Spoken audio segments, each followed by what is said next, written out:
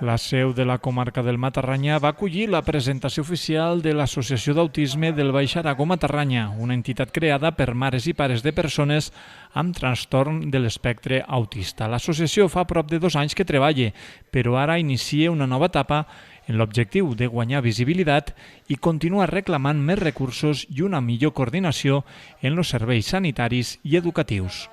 Ajuntamos i visibilitzar i reclamar els drets, defendre'ls i més que res dir que aquest col·lectiu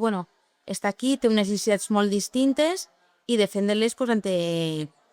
no haver de reclamar un lloc per ells perquè tot els perteneix i derribar els mites i les barreres la mirada que a voltes té la gent sobre l'autisme. Les famílies expliquen que moltes vegades el diagnòstic arriba acompanyat d'incertesa i falta d'informació. Per això, una de les funcions principals de l'entitat és crear una xarxa de suport i d'orientació. Començarem en unes activitats per als nens, però també que és un respiro per a famílies, però després anem continuant més coses. Volem fer com una escola de famílies, un cicle en què vinguin professionals i anar parlant d'autisme i anar sumant socis també per anar visibilitzant aquest col·lectiu. A la jornada també es va posar sobre la taula les dificultats que afronten moltes famílies del Matarranya en desplaçaments diaris de més d'una hora per accedir a serveis especialitzats i van defensar la necessitat de crear una aula d'educació especial a la comarca.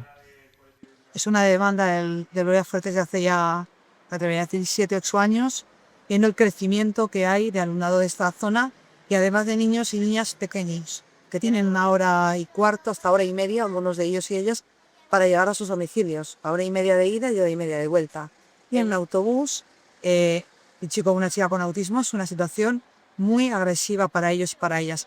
Es una demanda del colegio hace tiempo, sé que la administración está trabajando en ello, sé que el ayuntamiento del Palo de Gobesa está dejándose la piel en esto y yo espero y deseo que aunque se tengan que venir aquí, y les echaremos de menos, esto sea una respuesta en el territorio. La directora de l'Escola d'Educació Especial Gloria Fuertes d'Andorra, el centre de referència al territori, va advertir que actualment estan augmentant els diagnòstics d'autisme i això planteja nous reptes que caldria reforçar amb més recursos.